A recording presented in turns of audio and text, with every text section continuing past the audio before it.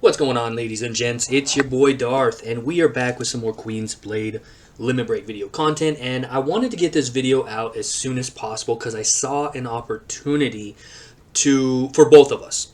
Now, I'm not feeling well, and I wanted to get this out as well because I feel like I'm getting sick.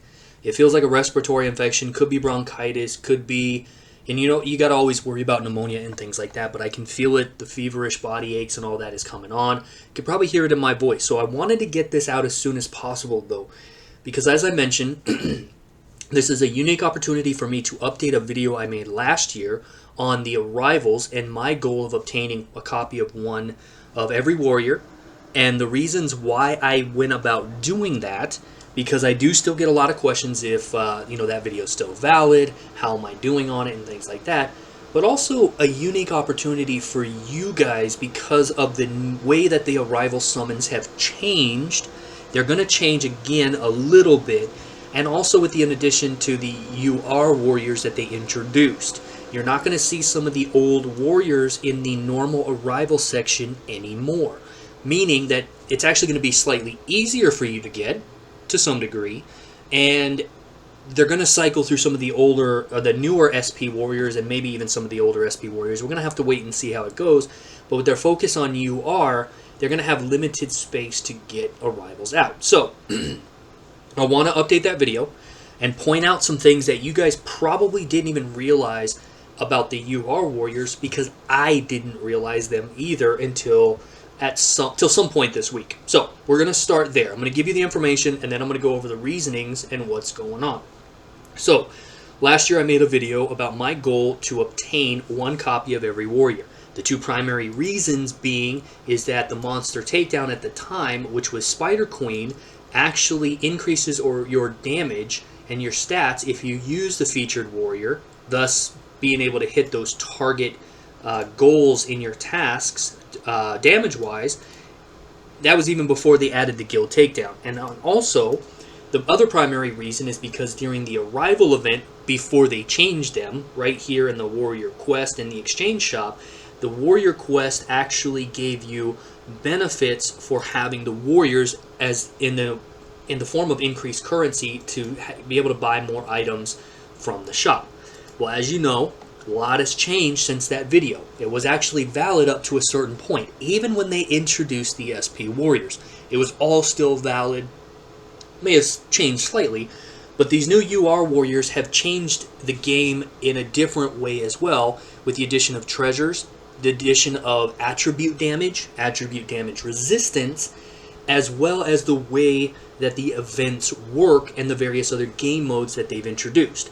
We're going to talk about that here just a little bit.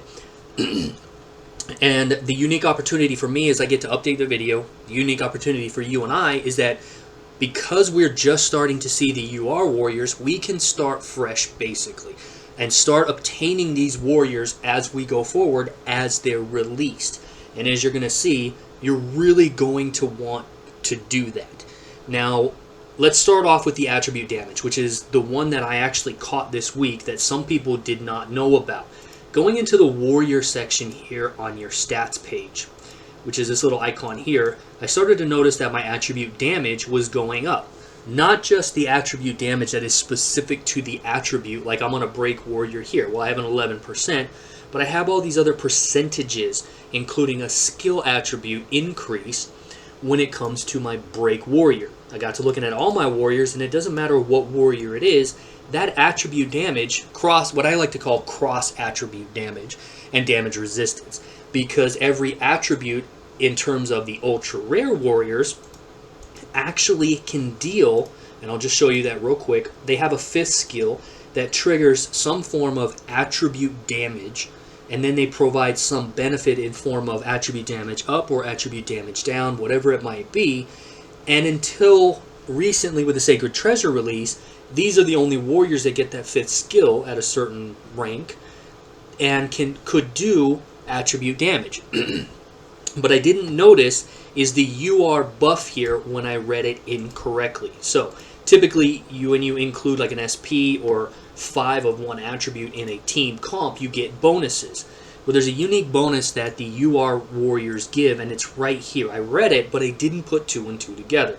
When upgrading a UR Beautiful Warrior to a specified rank, it will increase and reduce the damage of all Beautiful Warrior special attributes. So I have her up to 10. So this is where that 10% bonus to skill attribute damage is coming from on all of my warriors in the stat screen. I have the new break attribute warrior here, the Heartmaster, up to 10 as well. So she's providing a 10% break attribute damage and break attribute damage resistance to all my warriors as well. Now, some may be asking, well, if only ultra rare warriors can deal attribute damage and have attribute damage resistances, depending upon what this skill says, what's the point in having these damages, the damage up and the damage resistances? I can see damage resistance because certain warriors can do specific attribute damage. Well, quite simply put, with the addition of the Sacred Treasure gearing option, which I have not covered yet, so you're going to see a preview here. These Sacred Treasures, when obtained and added to your warrior, allow you to do cross-attribute damage types. Thus, the importance of having and obtaining the ultra-rare warriors actually skyrocketed for a number of reasons, and this is just one that I'm sure most people overlooked. So the more ultra rare warriors that you actually obtain, the more damage up and damage resistances you are going to be adding to all your warriors, depending upon the star level that you have. So let's retouch on that real quick here. When you obtain a Sacred Treasure, for instance, this is a Fire Sacred Treasure, which is physical damage attribute. When the equipped Beautiful Warrior is attacked, you have a 30% chance to deal physical attribute damage equal to 5% of the attacker's match HP. Well, that's physical attribute damage. So when they release a physical UR Warrior and you obtain her and rank her up, you're actually going to increase this physical attribute damage because of the fact that just for having her and ranking her up, she's going to add attribute damage and damage resistance to all your warriors. There it is in a nutshell. I don't know how many of you caught that when you first went in and read that, but here's the thing. We are about to hit our third, yes, our third UR Warrior, which means if you haven't been pulling for UR Warriors, you're a little behind. Now is a good time as any to start. We have gotten our first one, as you saw in the index. It's a skill attribute warrior. We got a break attribute warrior. We're going to get a dual attribute warrior this week as indicated here. Now, keep in mind, this is subject to change because G123 has a tendency to be weird about it, but right here, this purple aura right here is representative of a dual attribute. And I have no reason to think and believe that they aren't going to be it isn't going to be a UR warrior. It's a brand new warrior. Why would they go backwards? So, this week, I think it's Thursday in the Americas, Friday in Japan, and if you're a day ahead of the Americas, you are going to see a new UR Warrior. Meaning that you are one warrior behind on the UR and damage resist and attribute damage and damage resist up, and if you haven't pulled for the Sacred Harpy Master, you're actually running out of time. She is gone in like a couple of days anyway. So, just know that every one of these warriors is providing a buff to all of your warriors, and with the Sacred Treasures, you can deal cross-attribute damage. You're going to want these damage resistances and damage ups from all of these warriors. It's going to stack. Now, I have no idea how far it's going to stack because you don't know how many warriors they're going to release, but just know that this is the opportunity to do it.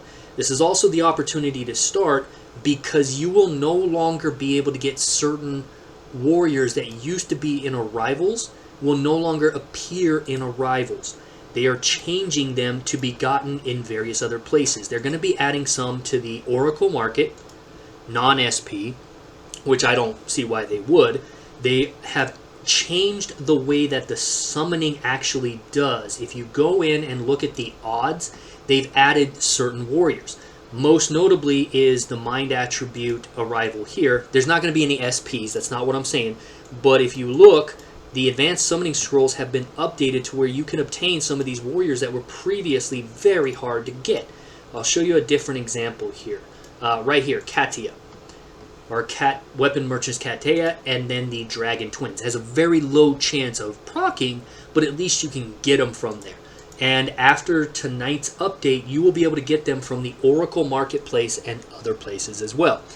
They've moved a lot of the SP Warriors to the 99-cent store and various select shard tickets. What I mean by that is if you look here, they no longer give you a specific warrior and her spicy pose. They give you these universal tickets where you can see a lot of the older SP warriors, and this is going to be a primary way of getting them. Coming in here, spending your 99 cents and getting these. They're also adding things to summoning tickets. People wonder why I have so many summoning tickets and don't use them. One, I don't need to. I don't use currency that I don't need. I have plenty of warriors to fuse up, and they're going to be updating these select tickets. This is where having resources hoarded actually pays off to some degree. So let's go over just a few other areas where they've changed the game where having one of every copy of every warrior is most beneficial. And most notably is the recent changes to the warrior quest. Keep in mind, they have changed it. They've added floors. They've added a free track if you don't have the warrior. They've added a track if you do have the warrior. They've increased the amount of currency that you get slightly, but they've increased the difficulty pretty exponentially when it comes to not having the warrior. They pretty much made it a requirement. And it's not just the UR and SP warriors. These warriors here are old. The shield ally is older. Her warrior quest was also updated. And yes, I cleared all 50 ranks. You will not be able to get higher ranks. Probably will not be able to get to rank 12 to 15 if you do not have some form of the warrior and ranked up to at least 6 to 9 star. That's just the way that it is. I'm not unhappy with that change. I think that they should reward people for pulling and ranking up the warriors. Let's not forget that the gallery has the Ascension tab that every time you obtain a warrior and rank her up, you get an account-wide attack and HP bonus. You still have the, under the spring here, you have the support feature. Now this is very expensive gems-wise, but you can come in here and depending upon the rarity, I gotta update mine, depending upon the rarity of the warrior, you can slot in UR warriors, SP warriors for huge attack and HP bonuses. So they're really leaning into this, obtain the warrior, use the warrior in the various features of the game, and be rewarded for that. I would like to have seen them do this a little bit differently, but what do you expect from a gacha game? So, all I'm saying is this is an opportunity. They've changed the way the arrivals work. You are not going to see a lot of the older warriors there. You're going to be easier to get. You're going to want to start obtaining the ultra rare warriors and get as far as you can in that first 14-day run so that you can go in and add the attribute damage bonus and damage resistance so that you can take full advantage of the artifact gear or the sacred treasure gear that you can now equip to your warriors. Keep in mind, warriors have to be level 10, and these warrior sacred treasures can be upgraded, and they are usable across all attributes. Not all are going to be useful for every warrior type, so you're going to have to read them, but I look forward to that second part of the video that I have coming up. What do you guys think about this particular information? Did you know that obtaining the UR warriors was giving you passive damage up and damage resist, and that they knew they were going to release the sacred treasures, and that they were going to increase the power you can do with them just for having the UR warriors? So even if you don't use the UR warriors, you're actually benefiting from them greatly, both in the summoning and the exchange, but also the fact that they're adding these additional combat layers to you. Are you going to start from the Harpy Master and move forward, obtaining these warriors? Keep in mind some of the older returns that do show up are going to be more difficult for you to clear the towers unless you do obtain those as well. So I look forward to getting these various ways and clearing the content as they come up, but my opinion has not changed. You need to obtain a copy of every warrior. You need to upgrade them in order to maximize the effects of the gearing options available to you, as well as the exchange shops and currencies that you get for doing so. Let me know what you guys thought. Like, comment, and subscribe. Drop any questions you have in the comment section. I'll be happy to answer them, provided that I am feeling good. And until the next one, see you guys later.